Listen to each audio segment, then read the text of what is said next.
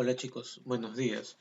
A ver, siguiendo pues con las clases de literatura, vamos a hablar esta semana sobre la Edad de Oro, ¿no? La semana pasada habíamos hablado sobre un personaje importante que fue William Shakespeare, ¿no? Y una obra de reconocimiento mundial que es Romeo y Julieta, ¿no? Vieron una película, inclusive hicieron un resumen sobre la película, no todos me lo han presentado, por cierto, pero al menos la gran mayoría. Ojo que estoy calificando, chicos, ¿sabes? Por si acaso no vayan a pensar de que este año lo van a pasar así porque sí y no pasa nada y no salimos jalados, por si acaso, porque vamos a evaluar y estamos evaluando continuamente. Así es que por favor no se descuiden y no vayan a pensar de que uno los va a aprobar porque sí. Ojo, yo estoy tomando nota y estoy evaluando cada trabajo que están presentando. Ahora sí, pasando ya al tema que nos corresponde el día de hoy, voy a tratar de hacerlo un poco escueto, voy a tratar de hacerlo un poco simple, no muy extenso, porque el tema es un poco largo, es toda la edad de oro, la vamos a estudiar en una sola clase, así es que voy a ser bastante conciso al momento de las explicaciones.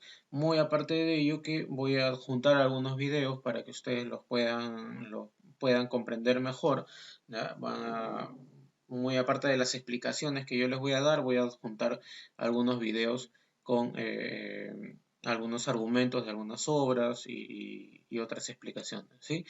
Bien chicos, entonces empecemos pues con la clase del día de hoy con la Edad de Oro, ¿no? El Renacimiento español tuvo como características principales tres, tres fundamentales. Primero, dice, se desarrolló durante los siglos XVI y XVII. Segundo, España es potencia económica y militar gracias a las riquezas traídas de las colonias. Impulsó el desarrollo de la cultura de la época, ¿no? Gracias a estas riquezas traídas, sustraídas de las colonias en América, ¿no? España se vuelve pues una potencia en todos los aspectos, militar, social, cultural. Justamente pues por eso durante esta época se le denomina Edad de Oro, porque fue donde más auge tuvo la literatura española y donde más influencia a nivel mundial tuvo, ¿no? Justamente pues auspiciado gracias a todos estos tesoros traídos del nuevo continente.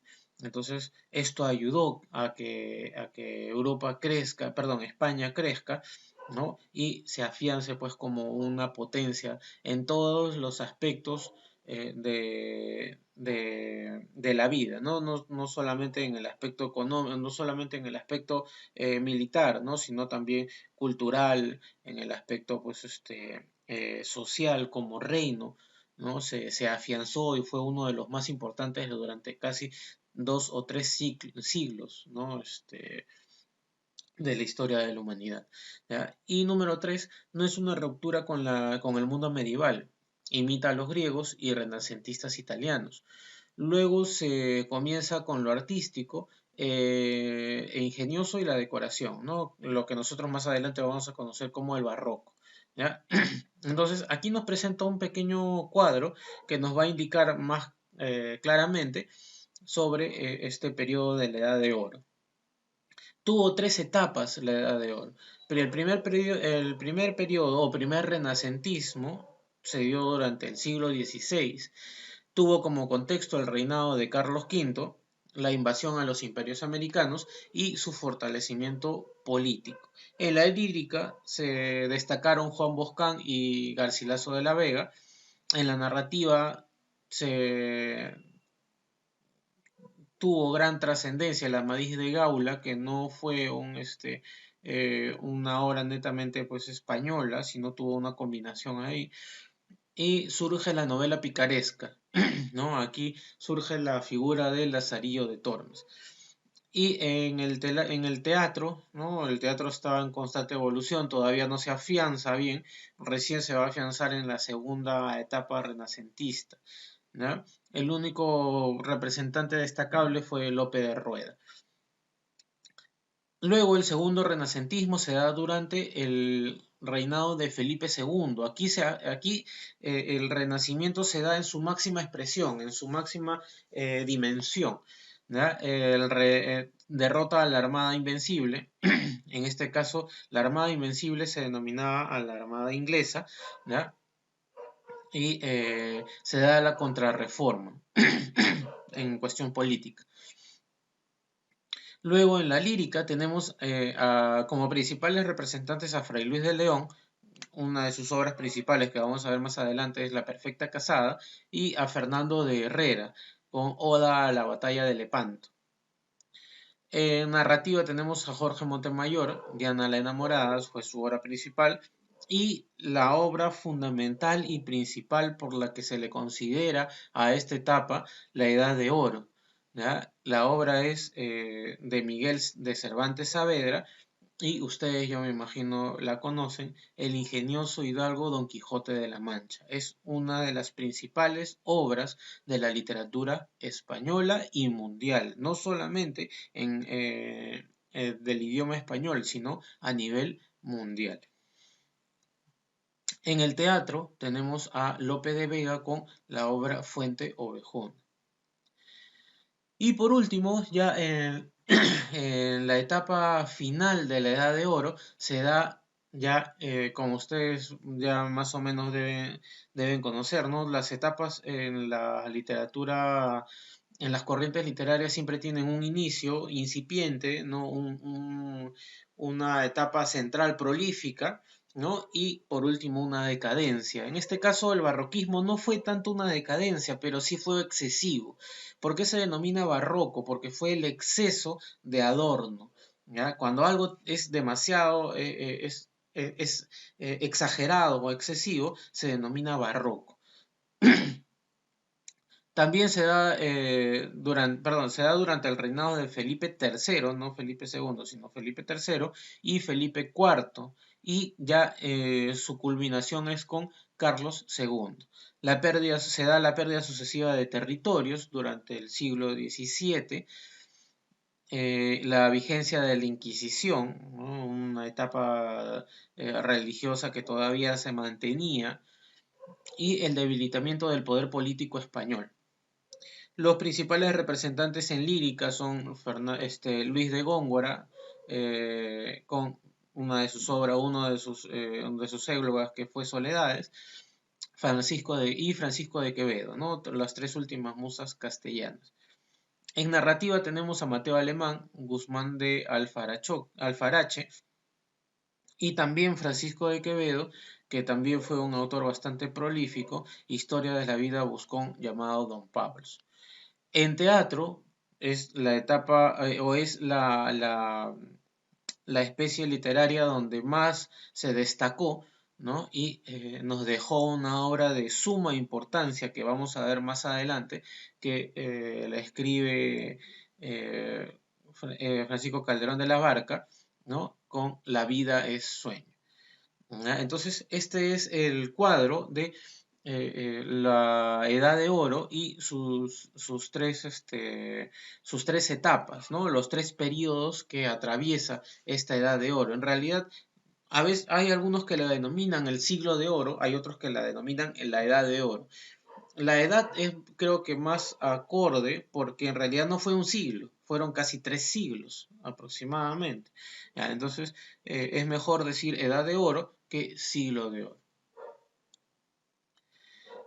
La poesía en la Edad de Oro. A ver, vamos a ir primero en la poesía, vamos a ir en la lírica, luego en la narrativa y luego el teatro. ¿Ya? Vamos a mencionar a la poesía en la Edad de Oro.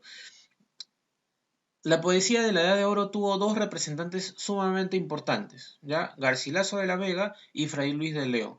¿Ya? Sobre Garcilaso de la Vega les voy a proporcionar un video, ¿ya? Aquí más adelante, un video explicativo. Voy a mencionar algunos aspectos y sobre la vida de Fray Luis de León. La poesía de la Edad de Oro dice: el Renacimiento español se caracterizó por su inmensa curiosidad y por su apertura hacia todo lo desconocido, ¿no? O sea, aquí comienza pues la exploración de lo que es la literatura, no dejando de lado el aspecto teológico, sino que ya explorando otros ambientes también, no dejando de lado, sino explorando y acumulándolo a esa temática religiosa que ya existía, y por su apertura hacia lo desconocido, recibiendo de diversas influencias externas, entre ellas la influencia clásica, el gusto por los temas mitológicos y la búsqueda del estilo armónico y equilibrado. ¿No? Esta etapa se conjuga, la Edad de Oro se conjuga casi al mismo tiempo que el Renacimiento. ¿Ya? En España se da pues de una manera porque España tenía ese realce que le dio pues las riquezas extraídas del continente americano, ¿no? Entonces tuvo como se dice, su cuarto de hora, ¿no? Tuvo su momento de brillantez literaria. Por eso es que se da casi al mismo tiempo el Renacimiento con la Edad de Oro, ¿no? El Renacimiento se da en toda Europa y la Edad de Oro se da específicamente y exclusivamente en España. La influencia de escritores renacentistas italianos, el gusto por Alighieri y Petrarca, es decir, por el paisaje y la descripción de sentimientos amorosos con un suave tono melancólico. Entonces pasamos a analizar la vida y obra de Garcilaso de la Vega y de Fray Luis de León.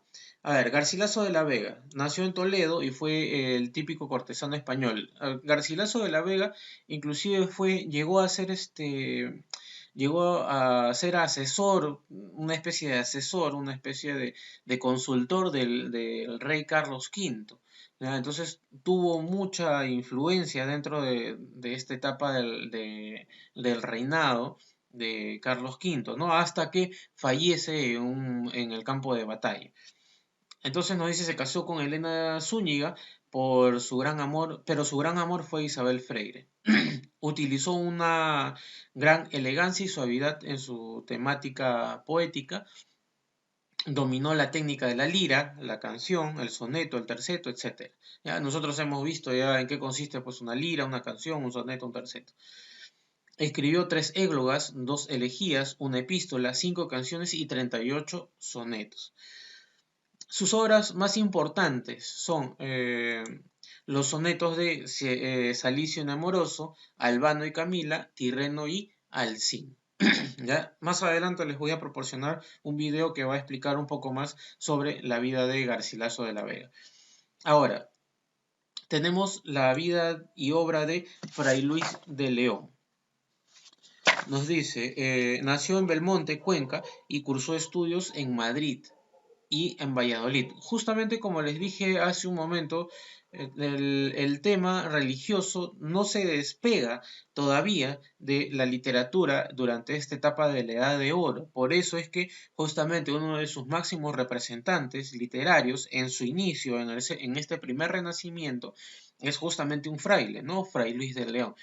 Pero Fray Luis de León no es el típico pues fraile dedicado de lleno, ¿no?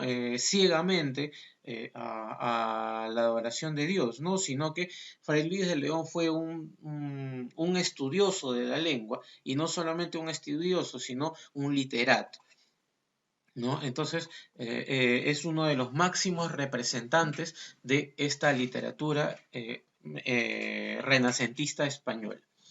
Nació en Belmonte, Cuenca, y cursó estudios en Madrid y en Valladolid. Estudió en Salamanca, donde se licenció en Sagrada Teología. Ingresó en la Orden de los Agustinianos y fue catedrático, acusado ante la Inquisición por Castro y Medina al haber traducido e interpretado el Cantar de los Cantares. El Cantar de los Cantares, ustedes pueden buscarlo en la Biblia, los que lo tengan a la mano, y pueden ver y pueden leer. El Cantar de los Cantares es un libro algo extenso que fue escrito por el rey Salomón. Tiene connotaciones algunas, ojo, no estamos hablando de sexualidad, no estamos hablando de erotismo, ¿no? De sensualidad, no sexualidad, sino sensualidad, ¿no? Dedicadas pues a personas que él amaba, dedicadas a situaciones de enamoramiento, ¿Ya? Entonces, es un libro que muchas veces y muchos estudiosos han coincidido en que no encaja muy bien en la Biblia. ¿Por qué? Porque es un libro que desentona con la demás temática, ¿no? Solamente se le incluye porque fue escrito pues por un representante bastante importante de la religión, que es el rey Salomón. ¿Ya? Entonces, Fray Luis de León traduce el Cantar de los Cantares, que no estaba incluido en ese momento en la Biblia de ese entonces, justamente por la connotación que tenía. Entonces, él lo traduce de la Biblia hebrea, ¿no? Y lo pasa al español. Por eso es que fue acusado ante la Santa Inquisición. Sale absuelto y regresa a Salamanca con la frase famosa, como decíamos ayer, ¿no? Como él era catedrático, era maestro en la universidad, y cuando fue encarcelado por 5 años, eh, por supuesto, pues dejó su cátedra en el aire, ¿no? Y cuando regresa, ¿no? Regresa y encuentra a los alumnos y les dice, pues, como si nada hubiera pasado, ¿no? Como decíamos en la clase de ayer, ¿no? Y comienza a dictar su clase. Mantuvo un estilo equilibrado y armónico, buscó lo puro, lo natural y lo espontáneo. Y utilizó la lira, que produce una agradable sensación de suavidad, fluidez y elegancia dentro de la composición poética. Dentro de sus principales obras tenemos en verso a la Oda a la vida de retirada, en la Ascensión, la profecía del Tajo, Noche Serena y a Felipe Ruiz. En prosa, de los nombres de Cristo, la perfecta casada, que se la dedica a la esposa de su hermano, si no me equivoco, ¿ya? Y le dedica algunos consejos para que ella fuera pues una buena esposa. La exposición del libro de Job y el cantar de los cantares. Fue un poeta culto y refinado, pero también un perfecto soldado que se ganó la fama eterna en el campo de batalla. Su vida gira en torno a la figura del emperador Carlos V, de quien fue hombre de confianza. Su mérito es haber introducido el Renacimiento italiano en la poesía española y elevar hasta cotas inalcanzables el rango de la lírica en castellano. Hoy vamos a hablar nada más y nada menos que de Garcilaso de la Vega, príncipe de los poetas.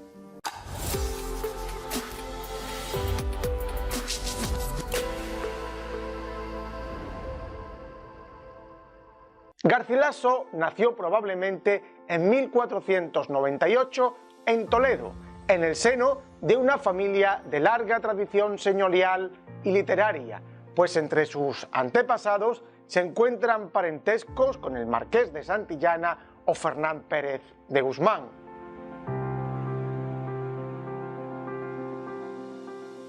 Garcilaso recibió una educación acorde a su condición social y a su abolengo.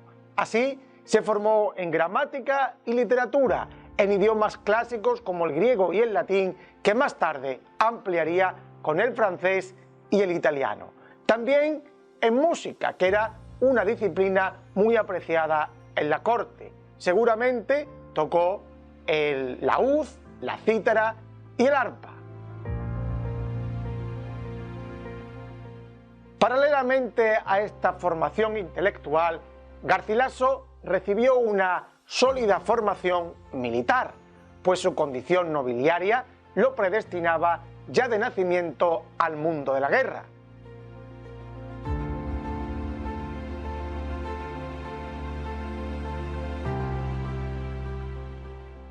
En 1520 encontramos a Garcilaso sirviendo como continuo real de Carlos V de España. Por tanto, se va acercando al círculo de la corte del monarca para convertirse al año siguiente en gentil hombre de la Casa de Borgoña y a la postre en caballero de la Orden de Santiago.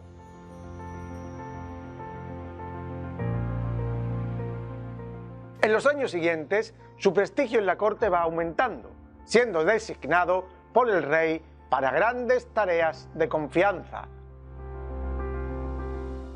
En torno a la década de 1520, trabará también dos amistades fundamentales en su vida. Una primera política, con el todopoderoso duque de Alba, sobre todo a raíz de la campaña de Fuenterrabía, y otra literaria, con el poeta Juan Boscán, junto a quien revolucionará la poesía castellana para siempre.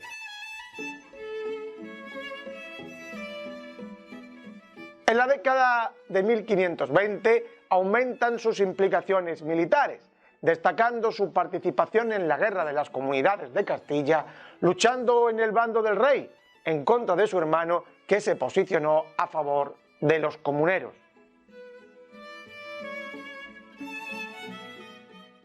«1525 será otra fecha significativa en su vida. Este es el año en que contrae matrimonio con Helena de Zúñiga, una rica dama perteneciente a la corte de doña Leonor de Austria, reina de Portugal y hermana del emperador Carlos V. Aunque se casó con Helena, los estudiosos apuntan que Garcilaso tuvo varias relaciones con otras mujeres que aparecen entre sus versos.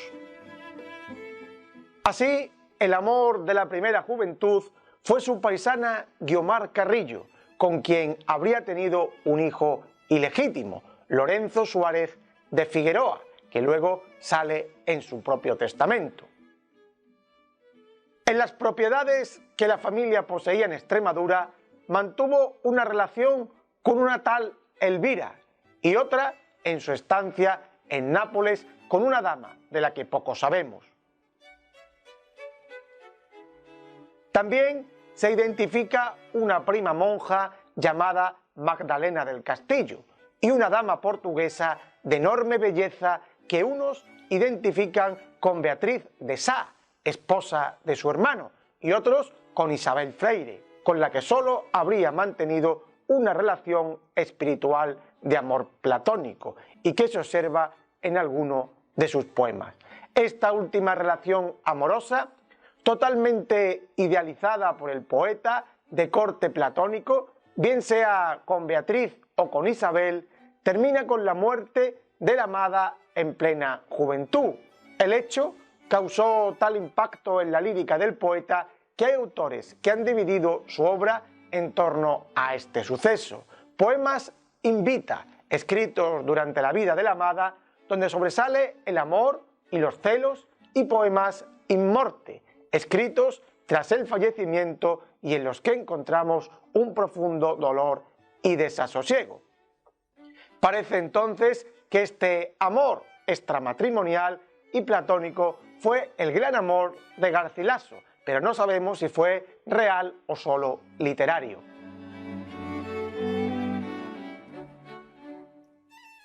A comienzos de 1530, Garcilaso asiste como testigo a las bodas de su sobrino, que no contaban con la aprobación del rey, por lo que fue apresado y enviado por el monarca a una especie de confinamiento en una isla del Danubio, levantándosele el castigo en 1532 por la mediación de su amigo el duque de Alba.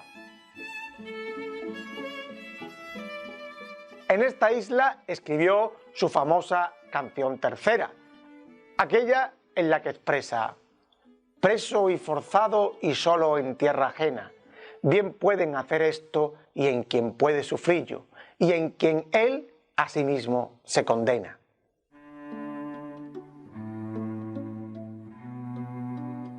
El nuevo destino de Garcilaso sería Italia, asentándose en Nápoles, donde trabó relaciones con poetas e intelectuales como Bernardo Tasso o Luigi Tansillo.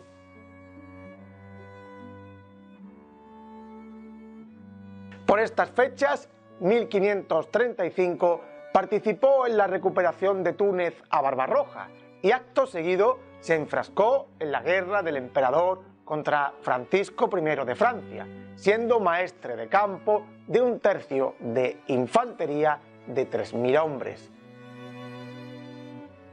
En septiembre de 1536, Garcilaso dio muestra del soldado valiente que era al ser el primero en intentar asaltar la fortaleza de Lemuy.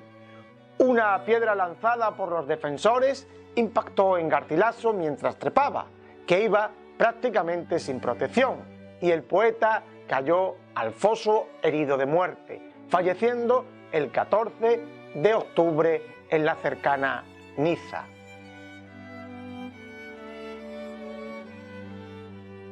Como hemos visto, Garcilaso dedicó su vida principalmente a las armas y a las relaciones políticas, siendo su tarea secundaria la literatura. De hecho, Garcilaso no publicó nada en vida.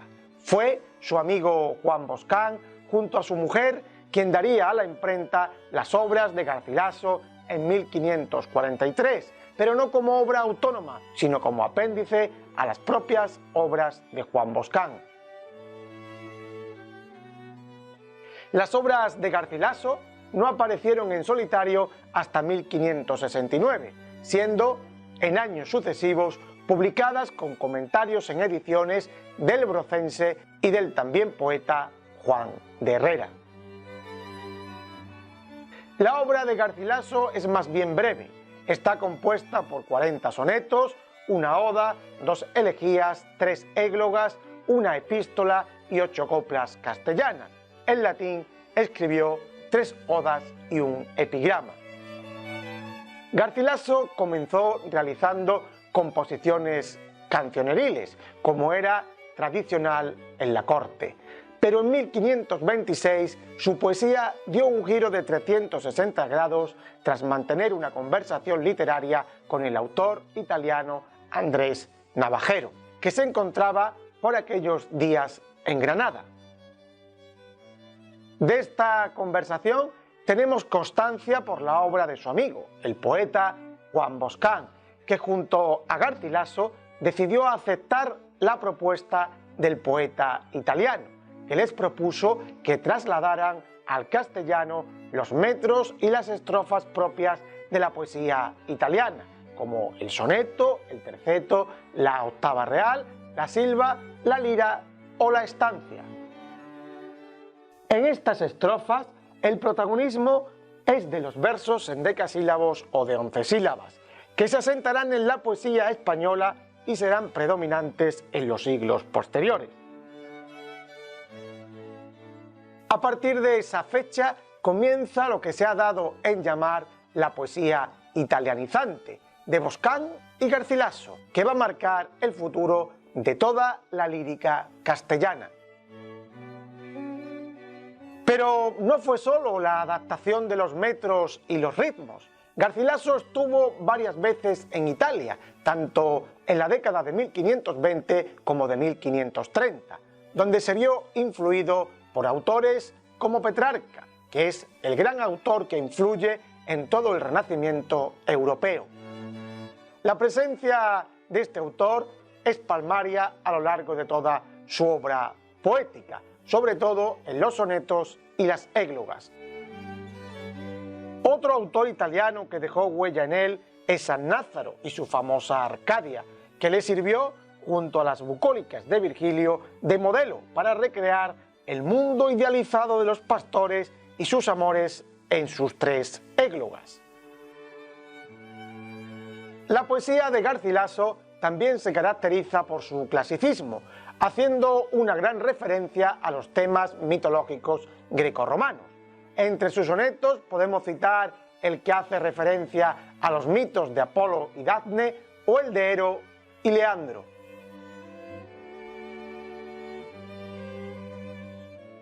En su tercera égloga, la que sitúa en el Tajo, nos encontramos a las musas, a Orfeo y a Eurídice o a Venus y Adonis, entre otros muchos. En las églogas observamos el enmascaramiento de los personajes de la corte, de su círculo, con ropajes de pastores. Por ejemplo, la idealizada Galatea se identifica con su amor platónico, Isabel de Freire o bien Beatriz de Sá para otros autores. En la égloga primera, dedicada al virrey de Nápoles, encontramos las trágicas historias de amor de 2 pastores, o como expresa Garcilaso con un elegante oxímoron, el dulce lamentar de dos pastores, salicio juntamente inemoroso. En estos poemas apreciamos un refugio, una evasión del mundo real de Garcilaso, que contrapone el locus amoenus campestre frente al auge de la ciudad y el mundanal ruido de la corte en la que habita. El estilo de Garcilaso pretende ser claro, sin adornos innecesarios, despojado de gran elocuencia y retórica. Garcilaso pretende fusionar el ritmo con el paisaje, las emociones y las imágenes. De los sonetos, además del gran influjo petrarquista, podemos acentuar su interés por armonizar la forma con el contenido y el predominio absoluto del amor y sus múltiples relaciones: celos, desamor, ausencias, inalcanzabilidad de la dama, sin olvidar tampoco, como ya mencionamos, el profundo sufrimiento de la voz lírica tras la muerte del ser querido, de la amada. Para finalizar, vamos a leer uno de sus mejores sonetos, el número 5, donde podemos apreciar gran parte de lo explicado en la teoría. Escrito está en mi alma vuestro gesto, y cuanto yo escribir de vos deseo, vos sola lo escribisteis, yo lo leo, tan solo que aún de vos me guardo en esto. En esto estoy y estaré siempre puesto, que aunque no cabe en mí cuanto en vos veo, de tanto bien lo que no entiendo creo, tomando ya la fe por presupuesto. Yo no nací sino para quereros, mi alma os ha cortado a su medida, por hábito del alma misma os quiero. Cuanto tengo, confieso yo de veros, por vos nací, por vos tengo la vida, por vos he de morir y por vos muero. Pues hasta aquí, amigos, nuestro repaso de hoy por el poeta que junto a Juan Boscán introdujo el Renacimiento italiano en las letras castellanas y cambió para siempre la historia de la poesía en castellano. Recuerda que tenemos cientos de vídeos en el canal para seguir profundizando en el saber. Ya sabes, si te ha gustado nuestro vídeo, déjanos un like, suscríbete a nuestro canal, comenta y comparte.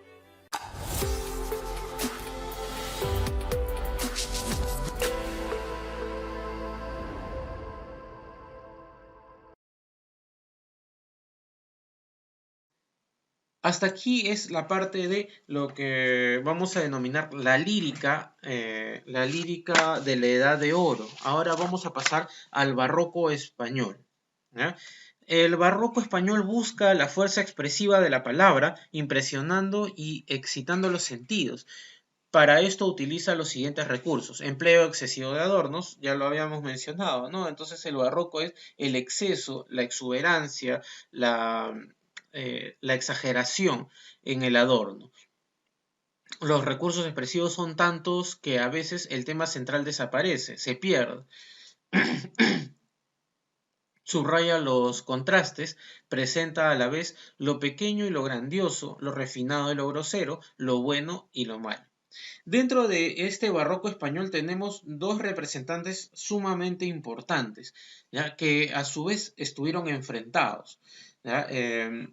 Nos estamos refiriendo pues a Luis de Góngora y Argote y Francisco de Quevedo. No fueron rivales literarios, ojo, no rivales de odio que se pegaban y se mataban, no, sino eran rivales literarios.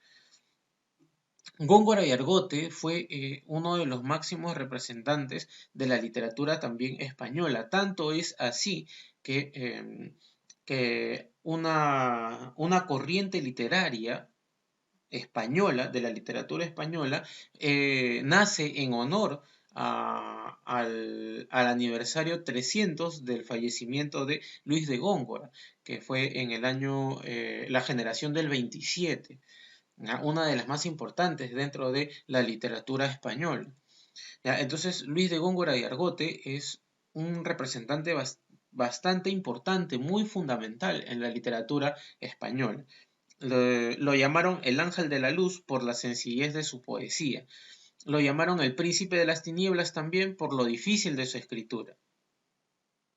Aplicó una poesía muy adornada, demasiado excesiva con el adorno, imágenes atrevidas y uso abundante de las figuras, hipérbaton y metáfora. Ya hemos visto también que es un hipérbaton y que es una metáfora, ¿no? Dividió sus obras en poemas mayores y poemas menores. Fue capellán del rey Felipe II. Dentro de sus obras tenemos en poemas mayores la fábula de Polifemo y Galatea y Soledades. Y en poemas menores, Dineros son calidad, Adelante yo caliente, Hermana Marica. Ojo, acá tiene una connotación peyorativa, ¿no? Pero marica en España inclusive es un nombre, y a la ciudad de Córdoba. Luego tenemos a Francisco de Quevedo, que fue su rival literario, ¿ya? Fue su némesis, fue su antinomia literaria. Nacido en Madrid y de familia hidalgo, lo que le permitió conocer de cerca la corte. O sea, fue de una familia acomodada. Dominaba varios idiomas y gran representante del conceptismo. A ver, Luis de Góngora y Argote fue el principal representante del culteranismo y Quevedo fue el máximo representante del conceptismo. Su intención satírica trae escondida un propósito moral. De manera despiadada satiriza defectos físicos y morales, ¿no? Esto lo vamos a ver en un poema que le dedica a Góngora, ¿no? Que es un hombre pegado, érase un hombre pegado a una nariz, ¿no? La nariz, pues, de Góngora era bastante prominente, ¿no? Y era un hombre pequeño, no era de una estatura muy alta, entonces Quevedo utilizó ese defecto físico y se burlaba de Quevedo. Entonces nos dice, utilizó la frase corta, abunda en la antítesis y el juego de palabras. Dentro de sus obras tenemos en verso El Parnaso español, érase un hombre pegado a una nariz, poderoso caballero es don Dinero. Y en prosa, Política de Dios, Gobierno de Cristo y Tiranía de Satanás. Esa es una obra, ojo. La historia de la vida del buscón llamado Don Pablos, ejemplo de vagabundos y espejo de tacaños. Ya, entonces, estos dos representantes son los más importantes del barroco español. Ahora pasamos a la narrativa en la Edad de Oro. ¿Ya? Esta narrativa es bastante importante porque aquí vamos a mencionar a uno de los máximos representantes de la literatura española, que fue don Miguel de Cervantes Saavedra. Primero vamos a mencionar la novela picaresca que surge de esta edad de oro, ¿ya? Con su principal representante, pues, la obra anónima de Lazarillo de Tormes, ¿no? Nos dice es un género netamente español, la novela picaresca netamente española, se define como la autobiografía real o fingida de un pícaro, ¿no? Que se cuenta en primera persona, tiene un tono crítico y una visión realista. Sobresale el Lazarillo de Tormes, que es pues el personaje principal. El género de esta obra es la narrativa. La especie es novela picaresca, que tiene 7 tratados, y los personajes principales son Lázaro, doña Antonia, su madre, Zaide, el padrastro, el ciego y el escudero, que son los principales amos que tuvo, ¿no? También estuvo el capellán, estuvo aparte del escudero, estuvo mm, el el zapatero, si no me equivoco, estuvo el mendigo, el ciego, ¿no? Y tuvo en realidad siete amos, ¿ya? Es una obra bastante importante dentro de la literatura española también. ¿Por qué? Porque justamente rompe con un esquema paradigmático hasta ese momento establecido, ¿no? Que era la novela teológica. Entonces rompe con este esquema y También impone un nuevo estilo que es la narración en primera persona. El argumento nos dice, nace Lazarillo de padres ladrones, algo crecido es puesto por su madre al servicio de un ciego astuto y avaro, cuyos duros tratos paga al fin el viejo estrellándolo contra un poste. Luego sirve a un clérigo, el clérigo, el escudero, ¿no?, quien lo despide por ladrón por robarse sus bódigos, o sea, sus panecillos, que el pobre muchacho robaba para mitigar el hambre. Es criado luego por un escudero famélico, famélico quiere decir hambriento, o sea que no tenía para comer, debe mantener a este, que desaparece al no poder pagar el alquiler de la casa donde vive.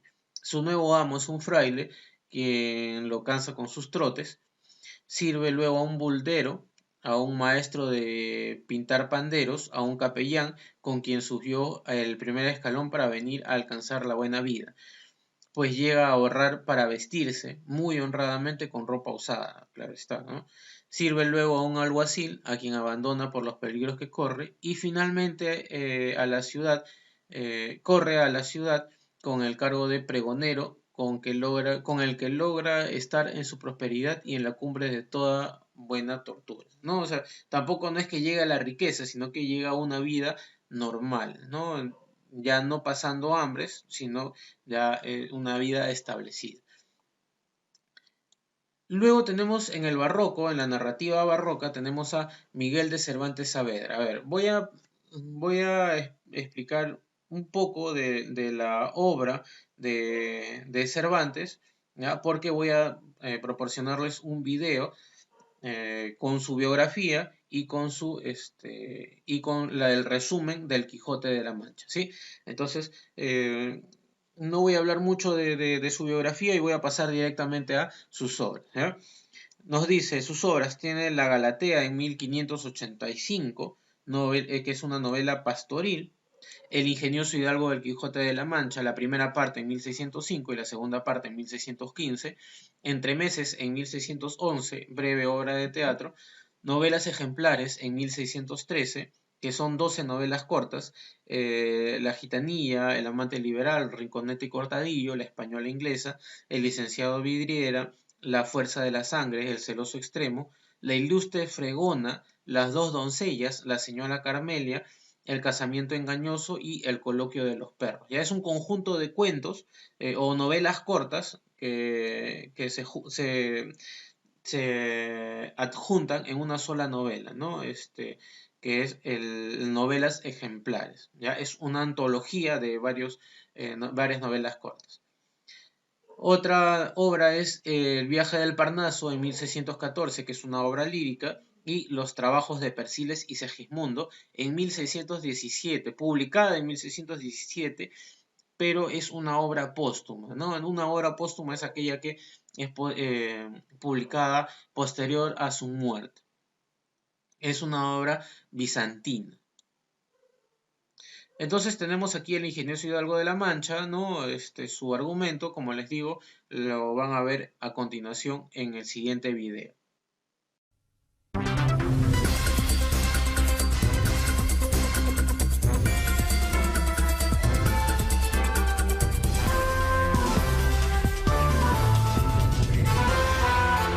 Canal Enciclopedia. Miguel de Cervantes, el escritor español, tuvo una vida azarosa y turbulenta.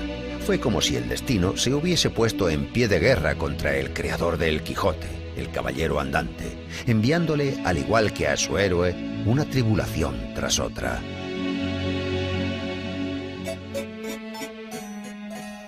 Miguel de Cervantes nació el 29 de septiembre del año 1547 en el seno de la familia de un noble arruinado, Rodrigo de Cervantes. Este era cirujano barbero y, acuciado por las necesidades económicas, se vio obligado a emprender un peregrinaje por distintas ciudades en busca de mejor fortuna.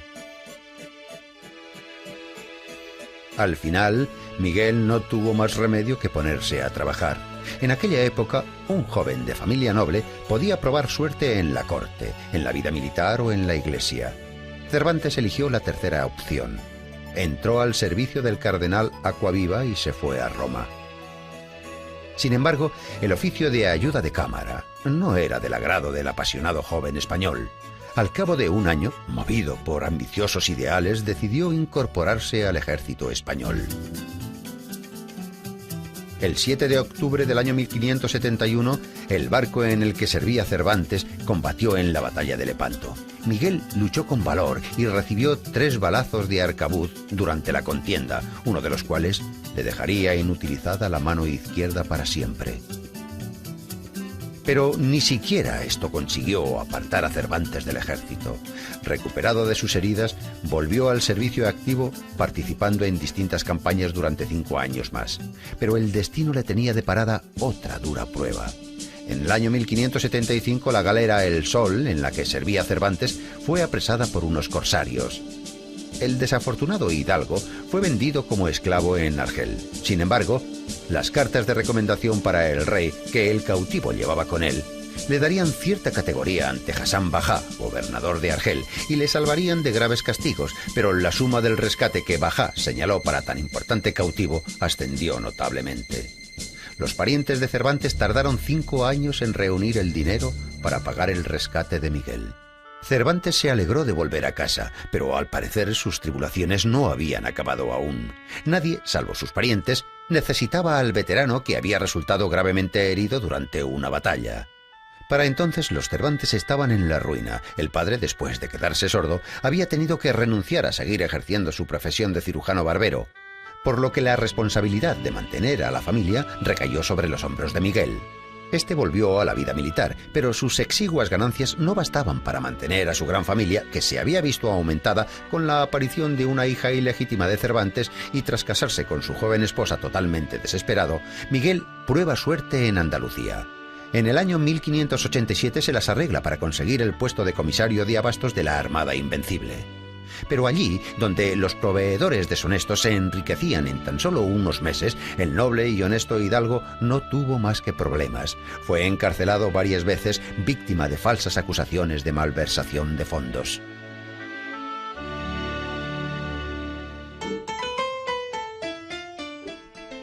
Durante uno de sus períodos de cautiverio, Cervantes empieza a escribir su obra más famosa, el ingenioso hidalgo Don Quijote de la Mancha, concebida como una parodia de las novelas de caballería. En aquel momento, Cervantes ya había escrito la novela La Galatea, varios dramas y más de 20 obras teatrales. Sin embargo, fue el relato de las aventuras de El Caballero de la Triste Figura el que inmortalizó a Cervantes. La novela, publicada en el año 1605, tuvo un éxito arrollador. Literalmente, el libro desapareció de las estanterías. Así, Don Quijote, el caballero andante, el noble soñador, el entusiasta de las novelas de caballería, el defensor de los necesitados, empezó a recorrer los caminos de la literatura mundial. Su nombre se hizo famoso y aparecieron numerosas variaciones sobre el tema de las aventuras del ingenioso hidalgo.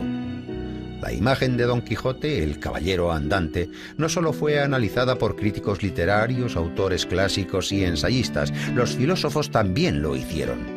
La novela de Cervantes fue traducida a multitud de idiomas y solo es superada en número de ediciones por la Biblia.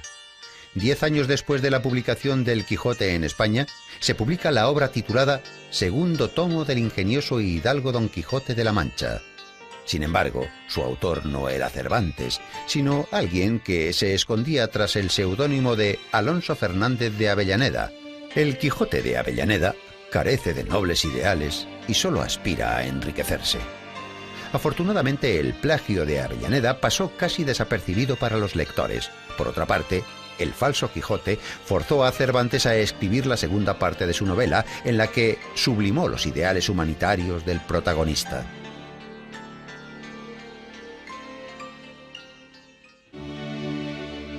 La publicación de los 2 volúmenes de El ingenioso hidalgo Don Quijote de la Mancha le reportó fama mundial, pero no hizo rico a Cervantes.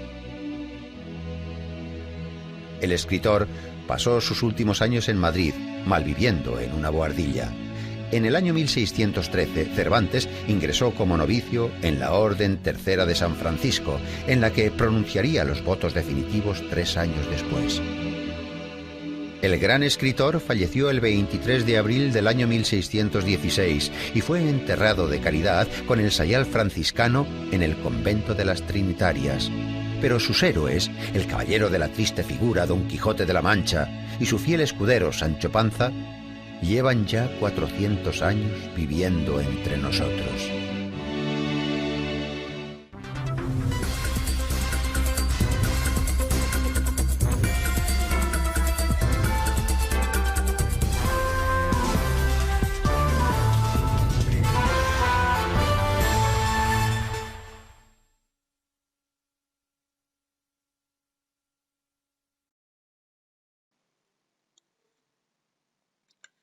Listo, ahora sí pasamos pues a el teatro en la Edad de Oro, ¿no? Ya hemos visto la lírica, ya hemos visto la narrativa y ahora vamos a pasar al teatro en la Edad de Oro.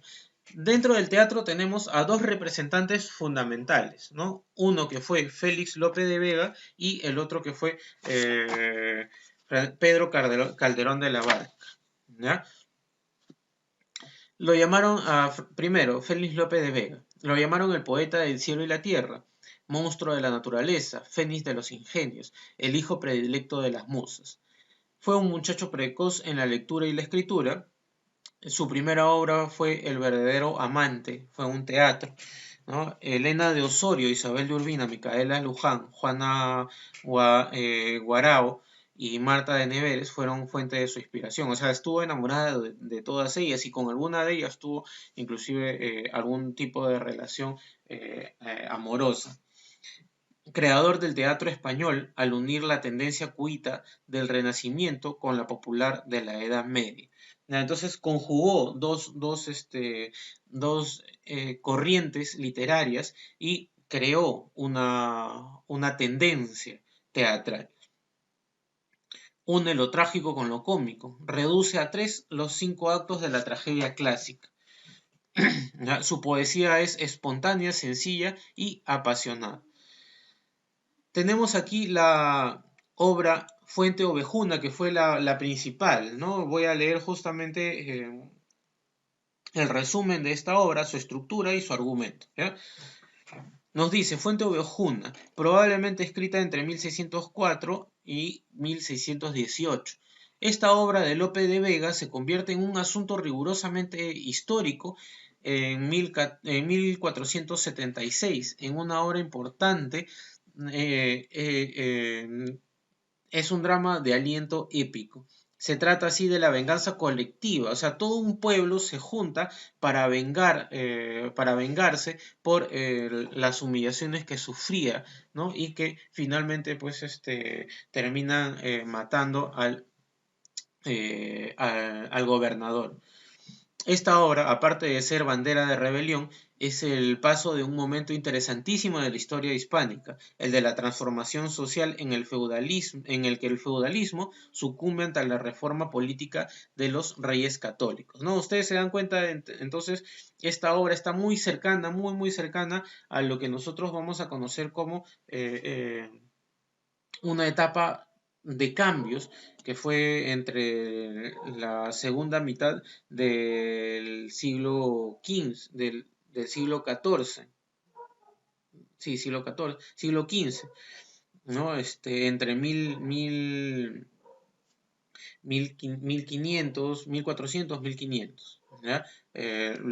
Justamente pues la etapa de llegada de los españoles, la etapa de conquista de los territorios en América, ¿no? Y la posterior pues la posterior caída del Imperio español. La estructura de la obra Fuente Ovejuna es de género dramático, especie de drama nacional, tiene 3 actos y su tema central es la venganza colectiva de un pueblo contra el poder despótico de un comendador abusivo. La obra presenta 2 acciones, los hechos de la villa y la guerra civil por el trono de Castilla. Entonces son los 2 temas principales, ojo, se dan cuenta, o sea, no es solamente un tema principal, sino que son 2 temas principales. Los personajes, Frondoso, que es campesino, Laurencia, también una campesina, Fernando Gómez, que es el comendador, Alcalde Esteban, padre de Laurencia, Mengo, personaje gracioso, Pascuala, que es una campesina, y los reyes católicos, Isabel de Castilla y Fernando de Aragón. A ver, el argumento nos dice, el comendador Fernán Gómez, monstruo ebrio de soberbia y lujuria, comete innumerables excesos y abusos sobre los pobladores de Fuente Ovejuna. Provoca la indignación del pueblo y luego la indignación de sus vasallos. Fernán Gómez atropella mujeres, afrenta a padres y maridos, se burla de la justicia, degrada la condición humana, hasta que el pueblo entero de Fuente Ovejuna, enardecido por una de sus víctimas, se amotina, ¿no? Entonces, él ultraja a una de las jóvenes del pueblo. El pueblo irrumpe en el palacio y descuartiza al comendador. Los reyes católicos, en cuyo reinado transcurren los hechos, nombran a un juez para investigar el caso. Puestos al tormento, todos los vecinos son interrogados. ¿Quién mató al comendador? Entonces el pueblo, a su vez, todos, cuando iban siendo interrogados uno por uno, no decían Fuente Ovejuna lo hizo. Entonces ellos respondían, Señor, ¿y quién es Fuente Ovejuna? Todos a una. Verso que se ha hecho típico de la venganza democrática de un pueblo. El rey Fernando tiene que perdonar a los sublevados. No, acá hay un fragmento, ¿no? Nos dice, pues no puede averiguarse el suceso por escrito, aunque fue grave el delito, por fuerza ha de perdonarse, y la villa es bien que quede en mí, pues de mí se vale, hasta ver si acaso sale comendador que la herede. ¿No? Esta es la parte final en la cual el juez le escribe a los reyes dando su veredicto, ¿no? Que no puede juzgar a toda la villa, o sea, no puede matarlos a todos, o no puede colgarlos a todos, ¿no? Entonces se decide perdonar a todo el pueblo porque se dan cuenta pues que el comendador había cometido demasiados excesos. Ahora, pasamos a la parte del teatro, pero el del teatro en la Edad de Oro barroco, ¿ya? Nos dicen, rasgos generales, el barroco es el inicio de la decadencia española, más en el teatro es complementario, que significó la asimilación de los temas centrales del periodo de la plenitud y su traslación a niveles ideales y filosóficos. A ver, el teatro ya para pasar a temas simples, chicos, porque en lugar de estar leyendo esto que en realidad está mal redactado, el teatro tuvo connotaciones filosóficas bastante y ustedes lo van a ver ahora en el mundo perdón, en La vida es sueño, no, iba a decirle el mundo es hecho de gente, se me cruzaron las ideas.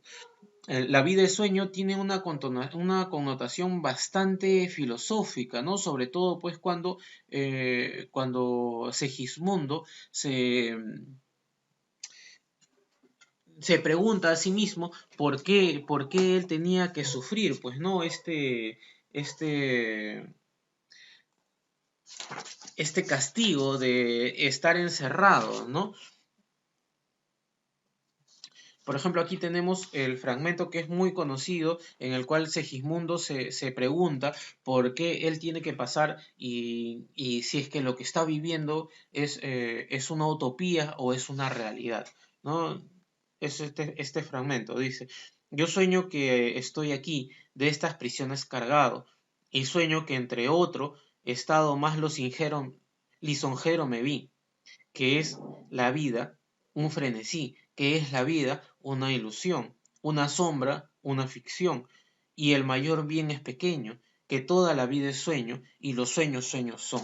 ¿No? Yo me imagino que quizás ustedes han escuchado pues ese fragmento, ¿no? Es cuando él se autoinflige cuestionamientos de por qué la vida lo trata así, por qué la vida es tan cruel y por qué todo aquello que en algún momento tuvo que desaparecer, ¿no? Entonces es lo que nosotros vamos a ver con este pequeño extracto, ¿no? Y vamos a ver también pues con el resumen que vamos a analizar a continuación. ¿Ya? Entonces tenemos aquí a Pedro Calderón de la Barca, También voy a mencionarles su parte de producción literaria, ¿ya? Y la obra y el argumento de La vida es sueño. También les voy a presentar un video al final de este tema, ¿ya? Entonces nos dice Pedro Calderón de la Barca, uno, fue el más grande autor de autos sacramentales del mundo. Dos, es el perfeccionador del teatro español. Tres, una de las más importantes figuras del barroco español. Fueron sus padres don Diego Calderón de la Barca y doña María Hernández Reaño, ambos de origen noble. Estudió en el Colegio Real de los Jesuitas y luego en las universidades de Alcalá de Henares y Salamanca. Cultivó desde muy joven la poesía y viajó por Italia y Flandes sirviendo al ejército. Al retornar a Madrid, descolló con diversas obras teatrales. ¿Qué quiere decir descolló? O sea que deslumbró a todo el mundo con obras teatrales. En 1637, el rey consagró sus éxitos otorgándole el hábito de la Orden de Santiago. A raíz de la guerra de Cataluña salieron en campaña, pero el monarca Felipe IV lo retuvo mientras daba fin a una comedia que había de representarse por esos días. En 1651, no, miren cuán importante era la producción literaria de Calderón de la Barca, que él era soldado, ¿no? Y cuando tuvieron que ir a la guerra, porque Cataluña, para variar, ¿no? Lo que ahora conocemos con la zona de Barcelona, siempre ha querido su independencia, ¿no? Pero nunca la ha podido obtener. Entonces, los reyes iban a la reconquista, ¿no? O sea, para aplacar aquellas rebeliones y le ordenó a Calderón de la Barca que él no se enlistara al ejército y que se quedara terminando pues un teatro, una pieza teatral que estaba escribiendo para que representara por esos días, ¿no? Imagínense cuán importante era que el rey mismo lo hizo quedar para que terminara de escribir su teatro. En 1651 se ordenó como sacerdote y fue nombrado después capellán honorario del rey y finalmente capellán mayor. Las características del teatro de Calderón de la Barca: elevación del pensamiento, el asombroso poder de síntesis que, como por instinto, todo lo simboliza, grandiosidad en el estilo y la versificación, elevados conceptos filosóficos, ¿no? Eso es lo que justamente les mencionaba hace un momento. La profusión de imágenes y figuras literarias, falta de originalidad, eso sí yo creo que es un defecto, no una virtud. Gran evocación y devoción católica, ¿no? Entonces se dan cuenta, el tema teológico sigue impregnado en la literatura española. Universalidad de sus temas y tratamiento psicológico de los personajes importantes. A ver, en sus obras, las características de sus autos sacramentales. Dice, constituyen el género dramático español sin semejante en la literatura universal. O sea, fue el género literario español por excelencia, ¿no? Creado por los españoles y producido específicamente por los españoles. Calderón de la Barca es el creador de este género y son representaciones escénicas de un solo acto, religiosas, alegóricas o simbólicas. El tema obligatorio es el ministerio de la Santísima Eucaristía y todos los elementos entran en su composición personificándose hasta las más abstractas ideas. A ver, la primera etapa del teatro calderoniano nos dice, comprendió entre los años 1613 y 1651, son de carácter predominantemente realista.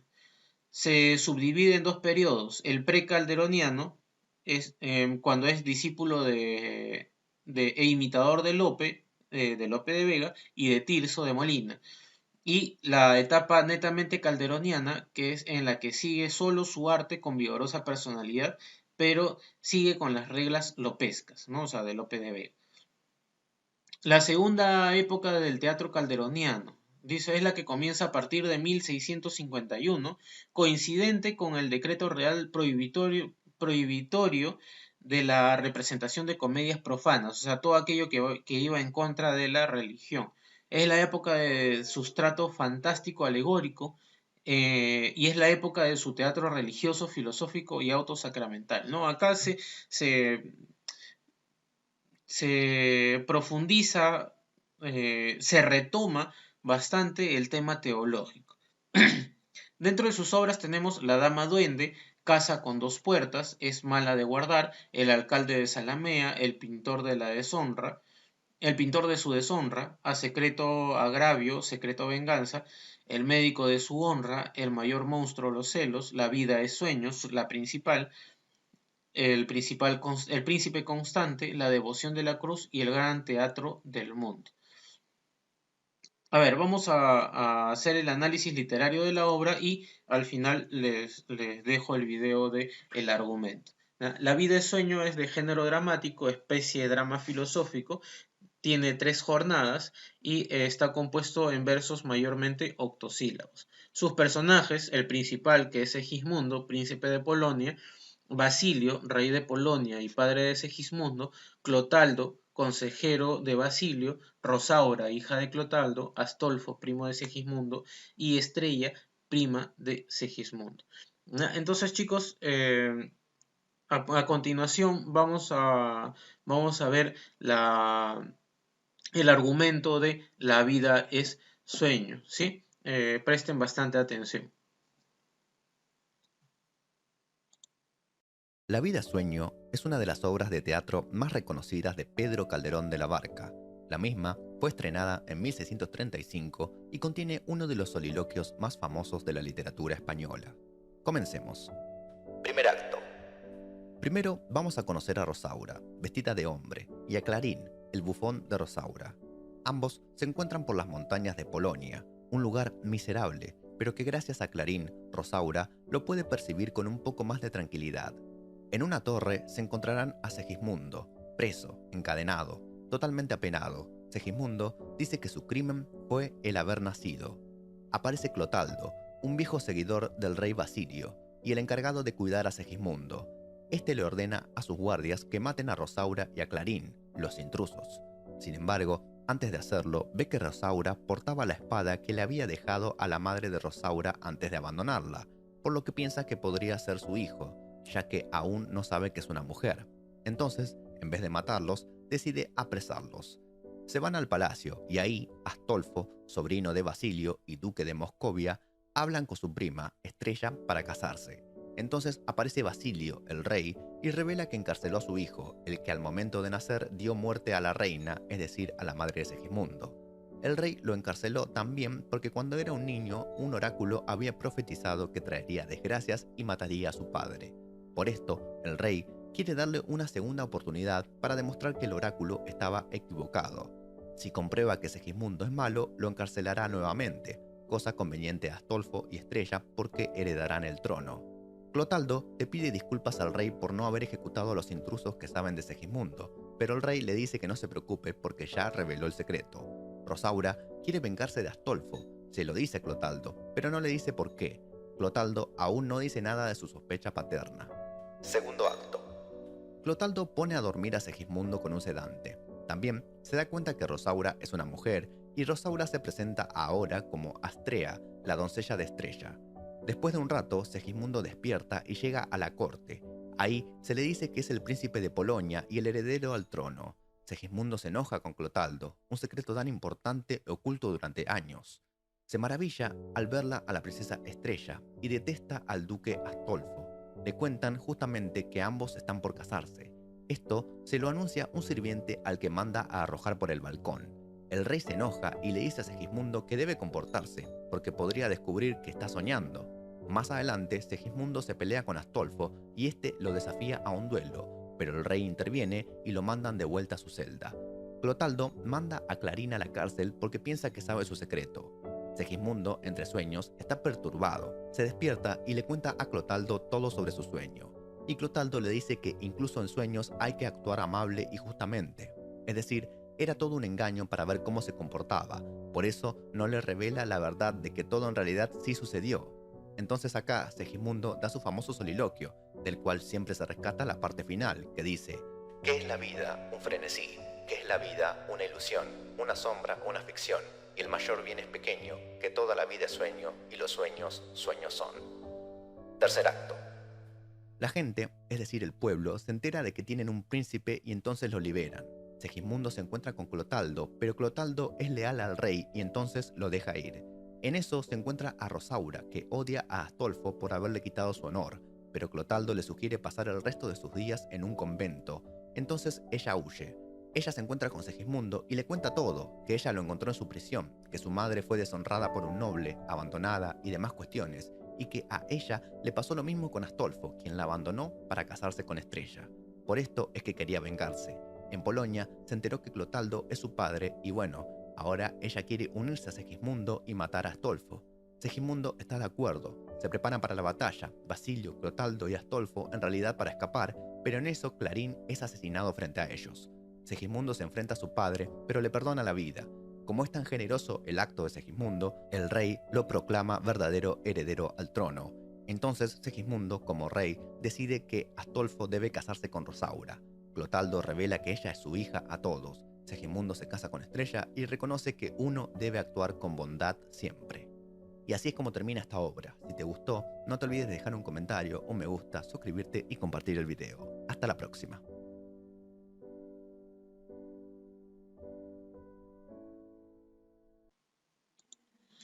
Bien, jóvenes, eso ha sido pues todo por la clase del día de hoy. Espero pues que hayan podido entender, ¿sí? Y como ustedes saben, después de la clase deben desarrollar la parte práctica. Solamente la práctica, nada más, ¿ya? Entonces, chicos, nos estamos viendo en la siguiente sesión, ¿sí?